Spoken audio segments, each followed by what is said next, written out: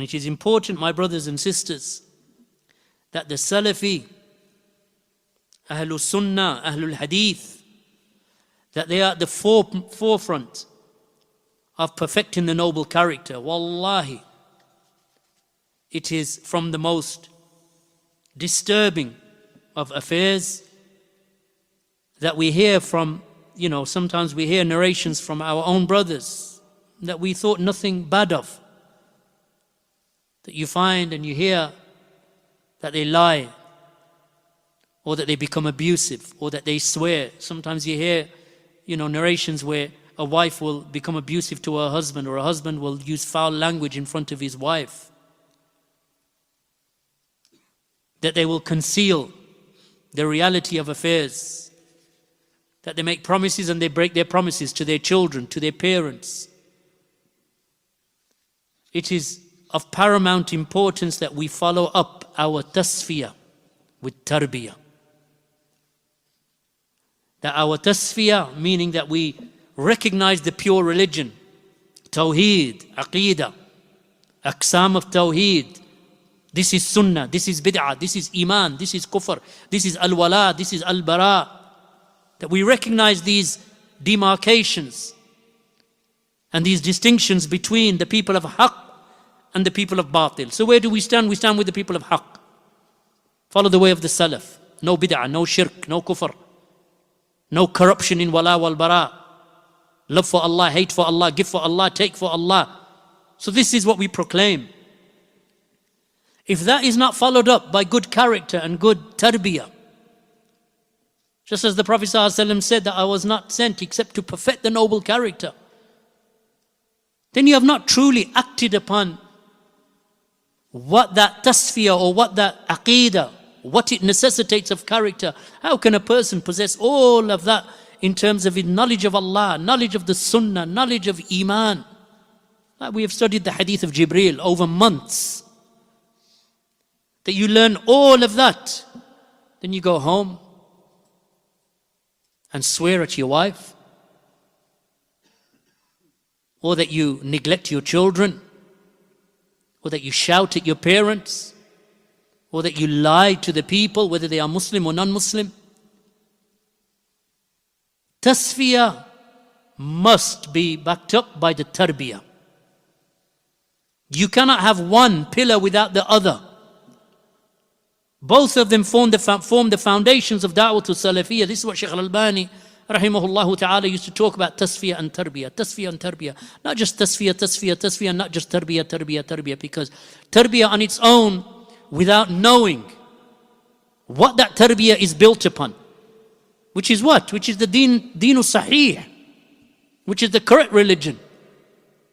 The tarbiyyah is built upon the ahadithu sahihah. The deen that is sahih, the hadith are authentic, the religion that is sahih, the tafsir of the Quran, of the ayat of the book of Allah, that are authentic tafasir, authentic commentaries and explanations of the Quran. Free from bid'ah, free from addition, free from cultural and from the influences of jahiliyyah. So that's the tasfiyyah. So the tarbiyyah must be built upon that pure deen. But if you take the tarbiyyah away, then what do you have? You just have knowledge of the pure deen. Alhamdulillah, you got knowledge of the pure deen. Where's your character? Where's the action upon that knowledge? Where's the purification of the hearts? Where's the a'malu salihah? Where's the giving in charity? Where's the kind word? Where's the good treatment of others? Where's the fact that you give and you give and you give even though you are in need yourself? Because that was the way of those who had the tarbiyyah from Allah's Messenger sallallahu alaihi wasallam. That they would give and then they would give more. They needed it, then they would still give it away. That they would go out their way to support others. When someone was sick, they would visit him. A man would travel from a town to another town just to visit his brother.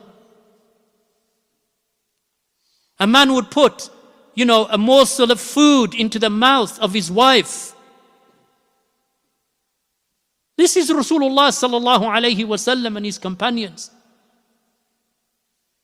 A wife who would serve her husband, like Asma Bint Abu Bakr with her husband Az-Zubair, that she would carry basket of dates upon her head and walk for a mile to help to help her husband in the duties of the house. And he would break his heart to see his wife like that, but she would serve him nevertheless. When the Prophet ﷺ said to her, here's a camel, he met her one day and he said, here's the camel. He was with his companions. He said, you sit on the camel. She wouldn't even look at Rasulullah. She said, I remembered your jealousy, Ya Zubair. So I turned away. From whom? From Allah's Messenger sallallahu alayhi wasallam. This is the Sahaba radiallahu anhum and the Sahabiyat. When she told Zubair, she said, I remembered your jealousy, so I refused. I turned away. He said, it hurts me more in my heart that you have to do all this work than that you should refuse a ride from Allah's Messenger sallallahu alayhi wasallam. It breaks his heart to see his wife like that. But she did it to serve him. It didn't hurt. When A'isha radiallahu anha, she said that I used to work and work and work, and my fingers used to become sore because of the work that I was doing.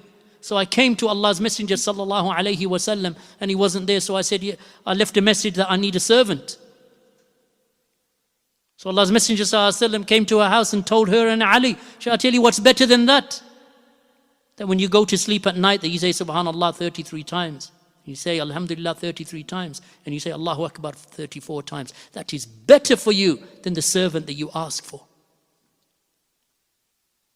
Sahaba radiallahu anhum, how they were.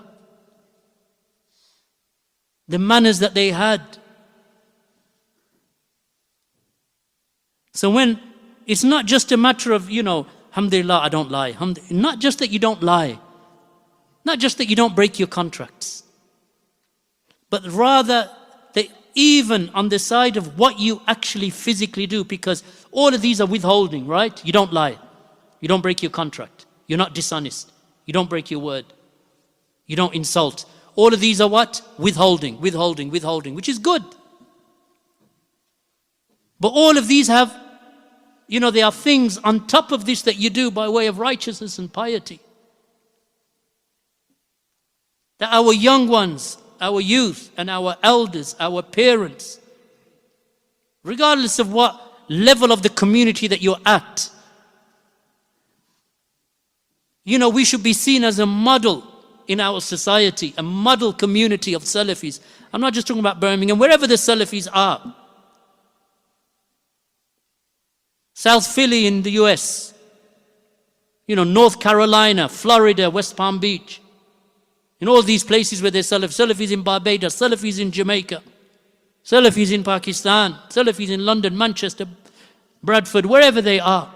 These Salafi communities in all of these places across the world should be lighthouses and models of character and good behavior, upright morals. This is the example that the Sahaba radiallahu anhum set in terms of their character. If we are falling short in that, then we need to rectify, barakallahu feekum. We need to rectify our character and our behavior. Jazakumullahu khairan.